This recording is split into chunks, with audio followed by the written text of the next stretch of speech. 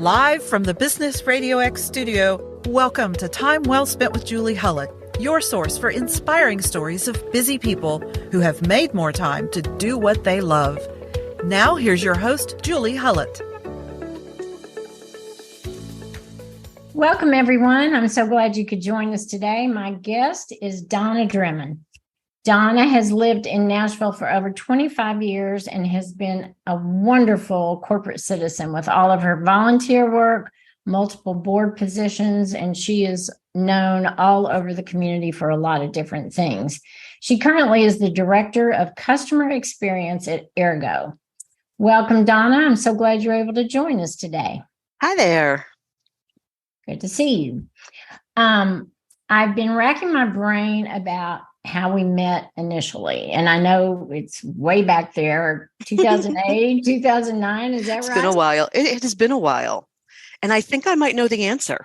Please, I'm listening. I think our friend Karen Goodwin introduced us. Okay. A long, long time ago, but I think that might be the connection. Wow. Okay. That is a long time ago. And I was trying to think about, because you and I have been at different events together over the years. So I was thinking that's what it was. Well, good. You solved that mystery for me. What's the meaning of life? Do you want to go ahead and answer that? As I mentioned, like I said, you've kind of been this fixture in my life always but we don't talk that often, but every 6 months or so I connect with you and it's like you never left. So I've always thought you were there. And as I mentioned earlier in my comments, you've been an excellent corporate citizen and you've worked with companies like Assurion and Change Healthcare, Postmates, just to name a few. But tell us about Eargo, the company, and exactly what your role is there. Are they new to Nashville or are they a new company in general? Tell me about that. Well, I don't know that they're new to Nashville, but they're about 7 years old. Our corporate headquarters is in San Jose. But here in Nashville, which happens often, this happened at Postmates too, we have support, sales, and a few other functions here in Nashville. And I love that because that gives me the opportunity to work for these great companies, the California tech companies that come to Nashville for support, et cetera. So I think they've been here about 5 years in Nashville, but Eargo is unique to me and special to me because what we are trying to do is break the stigma associated with hearing loss. And so we're doing that through our product, which is virtually invisible. It goes in your ear versus over your ear like traditional hearing aids. And we're just trying to champion hearing wellness throughout your life. And I'll say one other thing about Eargo is we're looking at all customers because guess what? Your grandparents aren't the only ones who need hearing aids, right? You could have been in the military for years, around explosives, a swimmer for most of your life, just done things over your lifespan that have impacted your hearing. And maybe you're just over 40 years old, And so again, breaking that stigma, bringing a virtually invisible product to our customers is something that I'm proud of, and I'm happy to be a part of Eargo here in Nashville. Excellent. Well, I think one thing I would add to that list of potential causes is rock and roll music, and I'm guilty. Exactly. I know that impacts us. Yes, you get it. Exactly. And ironically, the last 2 times I've been out to dinner this week, actually, both people had hearing aids and they were using their phones to adjust the volume and things like that. So, and that, when I first saw that before, I thought that was pretty high-tech stuff. Are you guys beyond that, or are people doing the same thing with your device? We have the same thing. Okay. We have a compatible app so that you can change based on the setting that you're in. Have you personally tried it just to see what it's like? I did. And? I did. It's hard when you don't have mild to moderate hearing loss. So it just, the thing that surprised me is I could hear my own voice more clearer. And I don't know who likes the sound of their own voice. Like, I don't like hearing the sound of my own voice. And so I was like, ooh, I need to lower these things. Like, I don't want to hear that. But just the range of noise that I could hear in the environment that I was in was astonishing. So I am sure that it is helping many customers hear life again. That's wonderful. And so do you work remotely, or do you go into an office every day, or? We have a hybrid model, which is common in corporate America now. So we get to work from home Monday and Fridays. So it's kind of like a long weekend, but not really, but kind of. And then we're in the office the remaining days of the week, just working together and collaborating and getting that face time. And I prefer a hybrid model. I like the collaboration and the in-person stuff. So it's a great mix for me. And as the director of customer experience, what is your specific goal for the company? Have a best-in-class experience and not be compared to other companies in the hearing aid industry, but be the best overall. So when I read our customer comments, when I look at how we're designing our customer experience, I'm looking at companies like Apple and Sony and eBay and Amazon and customers outside of the industry who just do it right. And how do we get it right here at Eargo? Smart. That's a good approach, really. Thank you. Yeah, and because the whole hearing thing, I would think that's pretty limited and would only just give you a finite amount of data. So yeah, that makes sense. Okay, in addition to that and all your other stuff, you're a mom to 2 grown sons. Mm-hmm. And I like to say I remember their teenage years. So I'm glad you're on the other side. Me too.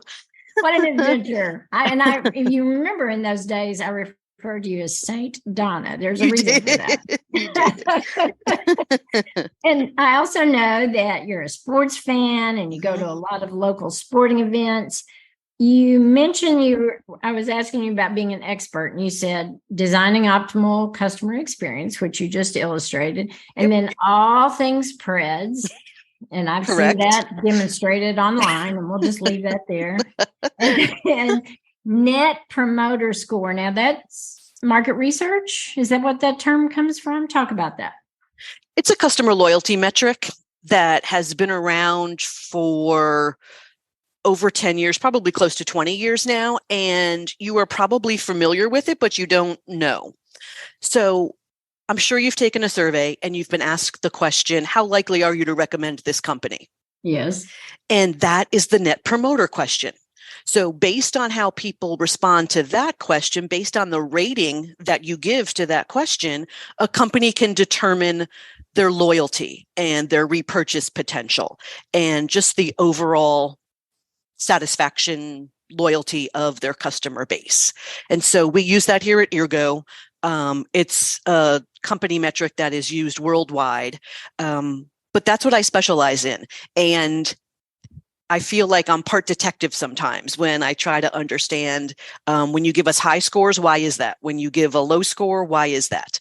But it's called NPS or Net Promoter Score, and very common, been around for a while, and you're participating in it without even knowing every time you answer that question on the survey. Well, how about that? I'm going to add that to my resume. I'm an NPS. So with all those things we just talked about going on, how do you carve out Donna time? Mm-hmm. I mean, it's not always easy.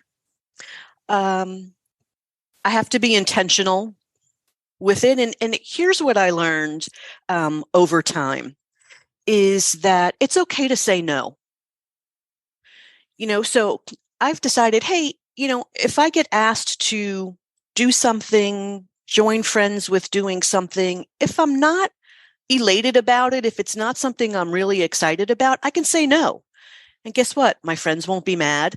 They'll invite me somewhere else again the next time. And so there's a sort of peace of mind that comes with that when you are choosing to do what you really want to do, what you really think is fun. Now, the other side of that, because I'm a little bit of like a split personality, is that I tend to say yes to everything just because I love adventure and I love new things. But I have recognized in myself when it's time to stay home on a Saturday and read a good book. Go to the Belcourt and see a great movie and just get that downtime. Because I think that being relaxed and being refreshed is underrated. And there's so much value in just decompressing and then coming back stronger than ever. Amen, sister. I'm with you on that one. Absolutely. And as long as I've known you, you've always been like that. You've always had something going on, whether side hustle, social life, kids, dog. I mean, always something going on. And I also know that you like to travel. And like me, you've done some solo trips. Mm-hmm. When you go on those trips, are you able to turn all that off in your brain? Yeah. I mean, so I can't say enough about spending time with yourself. Like I said, be it go to a movie by yourself, travel by yourself. And so when I do that, I am intentionally doing that to be alert, to look at my surroundings, because if I go on a solo trip, it's usually a place I really want to go that I haven't been to before, or I want to experience new things. And so I have to be in the moment, taking it all in. And there's something nice about being able to build your own schedule. I can get up when I want to. I can spend as much time in the museum as I want to. So I really enjoy time by myself.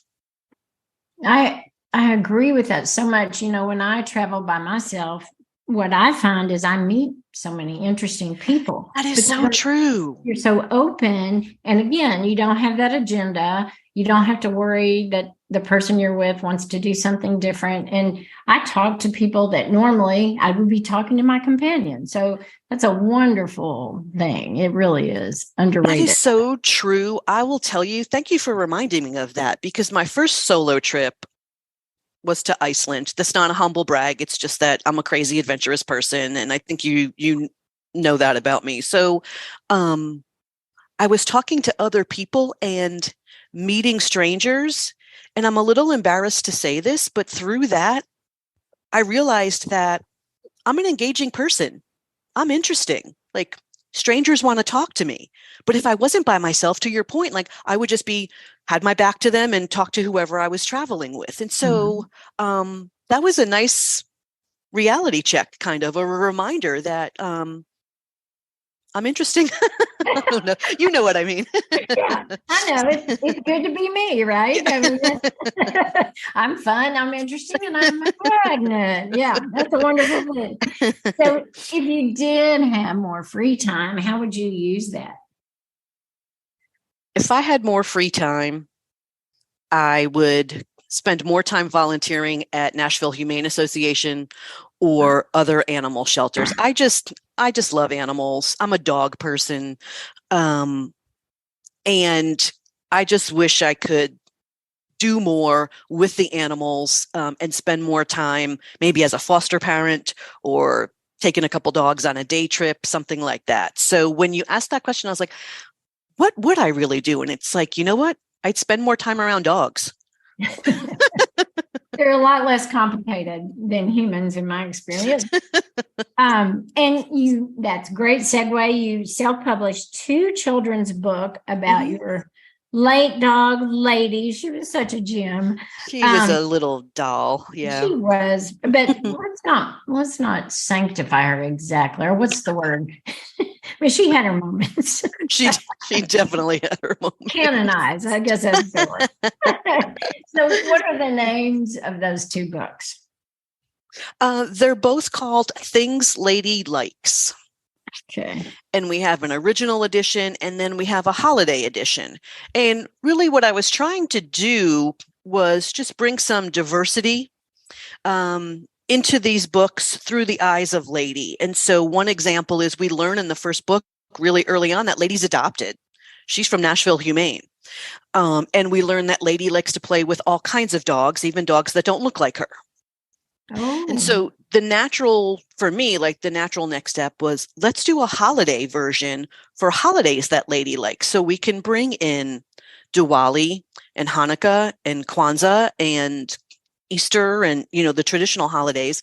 But again, along that diversity path. So for the young reader, maybe they're learning a little bit about something they didn't know about, and maybe a conversation gets started based on things that lady likes.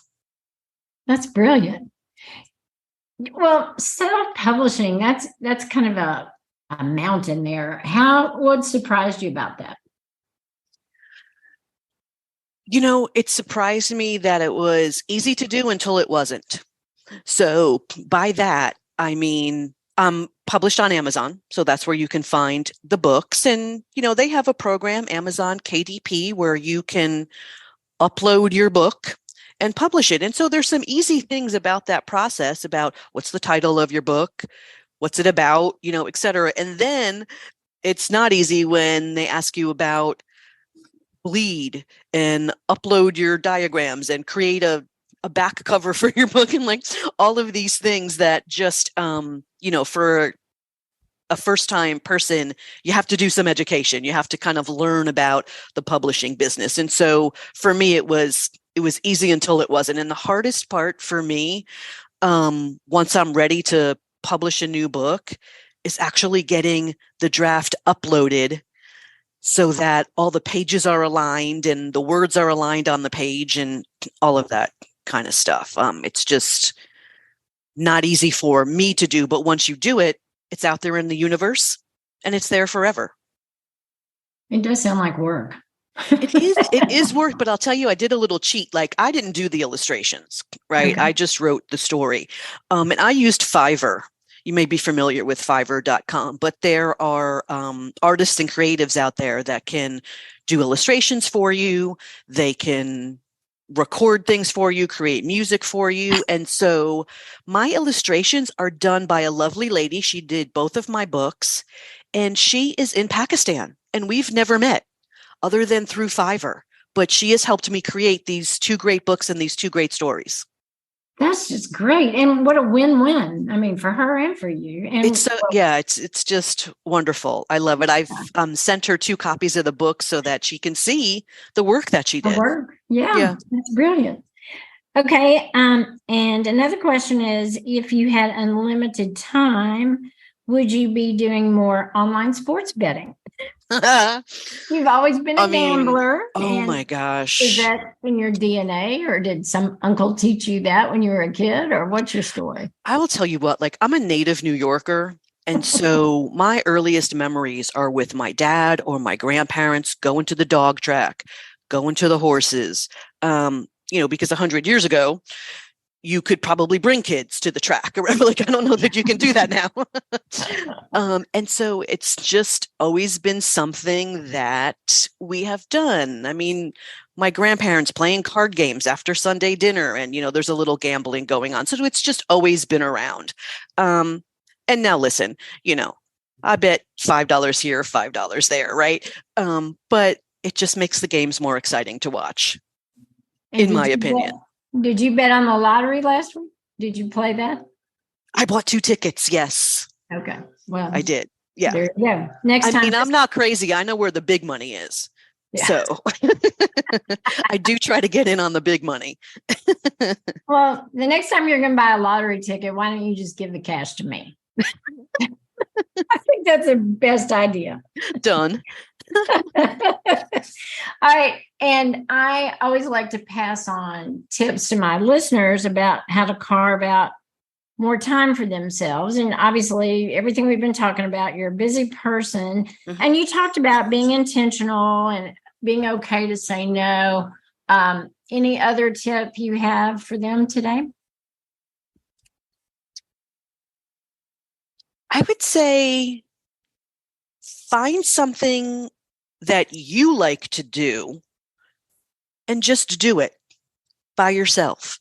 Maybe it's an art class, maybe it's going for a hike, maybe it's exploring a new part of your city, but find something that you want to do and just try to do it by yourself and see what happens. I like that. Thank you. Thanks for sharing that. Okay, we're going to play a little word association here. All righty. All right. This is easy peasy. Coffee or tea? Coffee. Aisle or window? Aisle. Beach or mountain? Beach. Dogs or cats? Dogs. Somehow I knew. All right. Then I'm going to ask you a question here. And it's kind of dark, but it's purposeful. We're writing your eulogy, and people can only use 2 words to describe you. What would you want those 2 words to be? Oh, I would say 2 words, huh?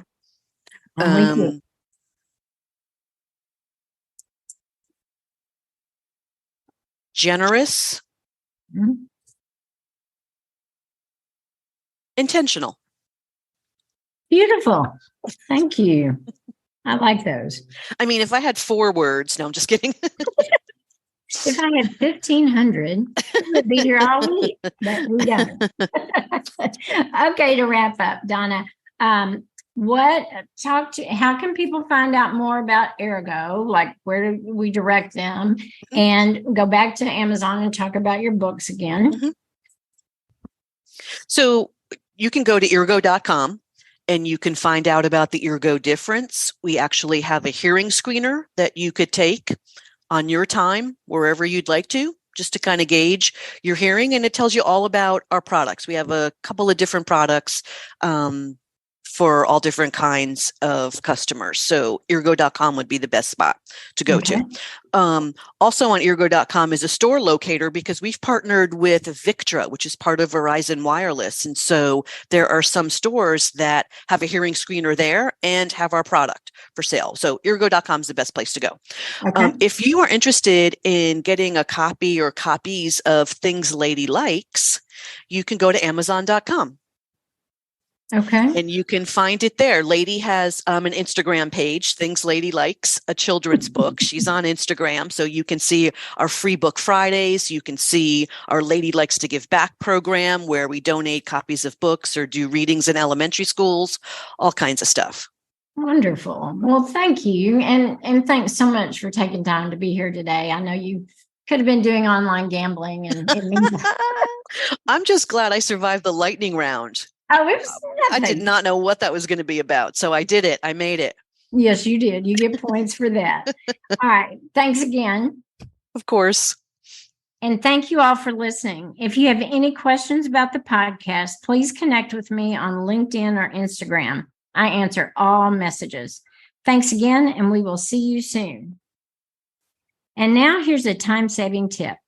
There are already tons of systems in society to save you time. Take, for example, auto refill at your pharmacy. There are few things worse than getting to the bottom of your prescription and realizing you have to make time to run to the pharmacy on your lunch break, only to realize the pharmacist is also on their lunch break. Rather than going through that whole song and dance of lunchtime rush, set up all your prescriptions on auto refill. When you use that, you'll get text or phone call when your prescription is ready, with no waiting in long lines, no last minute refills, and no lapse between doses. This is just one of the ways that you can work smarter and not harder. Thanks for tuning in to Time Well Spent with Julie Hullett. This show is brought to you by Julie Hullett Concierge LLC, a personal concierge service in Nashville, Tennessee. Learn more at juliehullett.com.